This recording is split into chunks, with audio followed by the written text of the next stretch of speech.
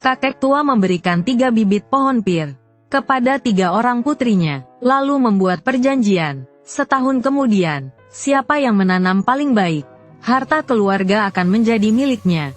Di perjalanan pulang, 3 putri itu punya hitungan masing-masing. Anak sulung bernama Chun Tao, sejak kecil takut kerja berat, selalu menghindari pekerjaan ladang. Urusan rumah pun ditunda-tunda. Dia memandangi bibit pir di tangannya, sambil manyun menggerutu. Mengurus bibit jelek setahun penuh, hanya buang-buang waktu saja. Sampai di parit kecil ujung desa, dia dengan santai mengambil bibit itu, lalu melemparkannya ke dalam, kemudian berbalik mengajak tetangga main kartu. Menang kalah tak dipedulikan, yang penting senang. Hari-hari berikutnya, dia terus bersenang-senang, terus bermalas-malasan. Apakah bibit di parit itu layu atau tidak? Terbawa arus atau tidak? Tak pernah terpikir olehnya. Anak kedua bernama Xiahe, banyak akal, pandai berhitung. Dia memandangi bibit itu, hatinya bimbang. Pemeriksaan baru setahun lagi, lebih baik dijual dulu jadi uang. Tahun depan beli yang lebih kuat. Lalu menipu ayahnya. Ayah sudah tua, pasti tidak akan sadar. Sesampainya di pasar, dengan beberapa kata saja dia menjual bibit itu kepada pedagang buah. Mendapat 2 tael perak, langsung membeli bedak dan minyak wangi. Bahkan mentraktir teman main kartu ke kedai arak. Hidup terasa sangat menyenangkan. Urusan bibit pohon sudah lama dibuang jauh dari pikiran. Namun belum minum beberapa kali, pedagang buah datang mencarinya, mengatakan bibit itu bibit sakit, dan menuntut uang kembali. Saat mereka bertengkar, uang perak di saku pinggang dicuri oleh pencopet, seperti menimba air dengan keranjang bambu. Anak ketiga bernama Qiuju, jujur sederhana dan berpegang teguh pada prinsip. Setelah pulang ke rumah, dia memilih di halaman, tanah yang paling terkena matahari. Sedikit demi sedikit tanah keras, dibalik hingga gembur, membersihkan bagian dalamnya, dari batu dan pecahan genteng. Baru dengan hati-hati, menanam bibit pohon pir. Setiap hari sebelum fajar, bangun untuk menyiram. Sore hari pasti menggemburkan tanah dan menyiangi rumput. Takut melukai akar, saat malam berangin atau hujan. Dia mengenakan jas jerami untuk membuat penahan angin dan hujan, melindungi bibit itu dengan rapat. Baru 2 bulan berlalu, desa dilanda kekeringan besar. Air sungai menyusut habis, tanaman di ladang layu semua. Bibit pir milik Qiuju juga mulai layu, daunnya menggulung di tepinya. Dia sampai tak bisa tidur karena cemas. Setiap hari sebelum fajar dia memanggul ember air ke mata air di gunung belakang. Pulang pergi butuh 2 jam perjalanan.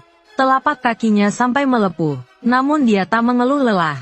Suatu hari sepulang menimba air, di jalan dia bertemu nenek berambut putih, bertongkat sambil menangis di pinggir jalan. Katanya tersesat dan tak tahu jalan pulang.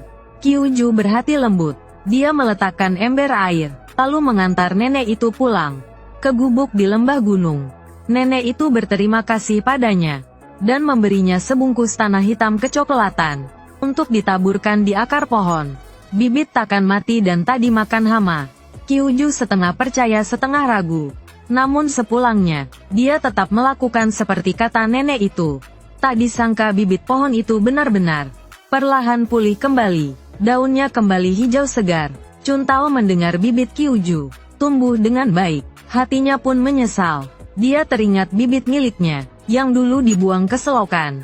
Dia berlari untuk melihatnya. Di dasar selokan terkumpul sedikit air hujan. Di akar bibit yang kering itu, ternyata tumbuh tunas muda. Dia segera menggali bibit itu. Asal menggali lubang di halaman, lalu menanamnya kembali. Disiram sedikit lalu dibiarkan begitu saja, berharap bisa lolos begitu saja. Namun belum lewat beberapa hari, bibit pohon itu kembali layu. Dia merasa itu mengganggu pandangan. Hampir saja dicabut lagi dan dibuang ke sungai. Uang peraknya sudah hilang, tak ada uang untuk membeli bibit baru.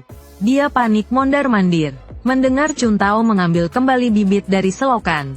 Dia pun tahu soal itu, lalu dengan muka tebal pergi meminta. Chun Tao jelas tak mau. Keduanya pun bertengkar hebat. Pada akhirnya, Xiahe merebut paksa setengah batang ranting yang masih bertunas lalu membawanya pulang. Ditancapkan ke tanah begitu saja. tanpa disiram atau digemburkan, hanya berharap bisa hidup kembali.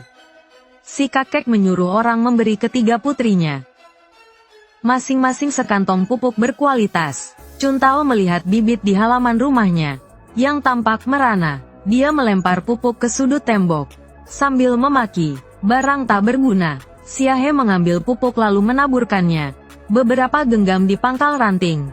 Tanpa menyiram air, pupuk itu membakar akar hingga menghitam. Ranting itu pun langsung mengering. Qiuju justru sangat berhati-hati. Dia menghancurkan pupuk dengan halus, lalu mencampurnya ke tanah di akar bibit secara merata, kemudian menyiram dengan air secukupnya. Ia juga mencampurkan sedikit tanah sakti yang diberikan nenek tua itu. Bahkan dia memikul cangkul ke gunung belakang, menggali daun busuk dan jarum pinus, lalu menutupinya di akar agar tetap lembab. Memasuki musim gugur datanglah wabah hama. Bibit pohon di desa semuanya diserang ulat, digigiti sampai berantakan. Bibit pohon Chuntao memang sudah lemah. Tak sampai beberapa hari sudah digigiti, hingga tinggal batang saja. Ranting bagian bawah sudah lama mengering. Bahkan tak ada satupun ulat mendekat. Hanya bibit pir milik Qiuju. Karena ditaburi tanah sakti, pemberian nenek tua itu. Ternyata itu abu tanaman bercampur ramuan pengusir serangga, yang sangat ampuh. Ulat pun tak berani menyentuhnya. Pohonnya tumbuh rimbun dan subur. Bahkan di pucuknya mulai tumbuh beberapa buah pir kecil. Xia He melihat bibit pohon Qiuju. Hatinya merasa tak terima. Malam hari diam-diam menyelinap ke halaman rumah Qiuju, ingin menyiram akar pohon dengan air garam pekat, agar bibit pohon itu mati. Tak disangka baru saja mengangkat ember, ia ketahuan Chuntao yang terbangun di malam hari. Akhir-akhir ini Chuntao melihat Qiuju setiap hari bersusah payah merawat bibit. Hatinya sudah lama merasa menyesal. Dia langsung merebut ember itu. "Apa yang kamu lakukan?" "Yang ayah inginkan adalah bibit yang rapi dan sehat, bukan akal licik dan tipu daya." Keduanya pun bertengkar. Qiuju terbangun dan keluar untuk menenangkan. "Kak, bibit pohon itu sama seperti manusia, harus dirawat dengan sepenuh hati. Tipu muslihat tidak ada gunanya. Kalau kalian mau, mari kita rawat pohon ini bersama-sama. Nantinya buahnya dibagi bersama." Chuntao dan Xia He menatap wajah tulus Qiuju. Pipi mereka memerah, lalu mengangguk pelan. Sejak saat itu, Chuntao setiap hari datang membantu, menyiram dan menggemburkan tanah. Xia He juga belajar mengenali hama, dan ikut menangkap serangga. Qiuju mengajarkan cara merawat bibit, yang diajarkan nenek tua itu kepada mereka. Salju itu turun selama 3 hari 3 malam. Namun pohon pir mereka tetap aman tanpa masalah. Di rantingnya masih menggantung kristal es. Terlihat sangat segar dan kuat. Setelah musim semi tiba, orang tua itu datang sendiri untuk memeriksa. Chuntao dengan wajah memerah berkata, "Aku dulu sempat membuang bibit pohon, kemudian mengambilnya kembali tapi tidak merawatnya dengan baik. Qiuju yang menasihatiku, barulah aku mau bekerja dengan sungguh-sungguh." Xia He menundukkan kepala lalu berkata, "Ku dulu menjual bibit pohon itu. Bahkan sempat ingin berbuat licik mencelakai pohon Qiuju. Chuntao lah yang menghentikanku. Aku tahu aku salah." Orang tua itu melangkah ke halaman rumah Qiuju, melihat dahan yang rimbun dan subur, pohon pir yang sudah berbunga, lalu menatap ketiga putrinya. Dia tidak berkata apa-apa. Saat musim panen tiba, pohon pir itu berbuah lebat. Buah pir kuning keemasan, besar dan manis. Orang tua itu memanggil ketiga putrinya untuk mendekat, sambil menunjuk pohon pir itu berkata, "Sebenarnya harta keluarga harusnya diberikan pada Qiuju. Tapi sekarang aku berubah pikiran."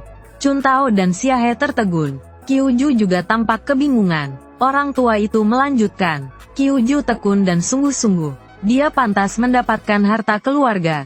Namun Chuntao tahu salah dan mau berubah. Xia He juga bisa kembali ke jalan yang benar. Lebih berharga lagi kalian bertiga bisa bersatu. Harta keluarga ini kalian bertiga bagi bersama, dan jalani hidup bersama ke depan." Ternyata nenek berambut putih itu adalah kerabat jauh dari orang tua itu. Sejak awal orang tua itu sudah menduga, dua putri sulung akan bermalas-malasan. Sifat dan hati Qiuju, Chuntao mengurus penyiraman dan penggemburan tanah. Xiahe mengurus pencegahan hama dan pemupukan. Qiuju ahli dalam menyambung dan memperbaiki varietas. Hidup keluarga pun makin hari makin makmur. Menanam pohon dan menjalani hidup itu sama saja. Tidak cukup hanya punya rencana.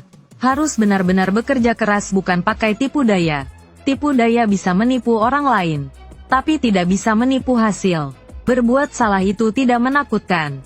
Asal mau berbalik arah, dan mau bersungguh-sungguh. Ditambah lagi para saudari sehati. Saling membantu satu sama lain. Hidup pada akhirnya akan selalu terasa makin manis.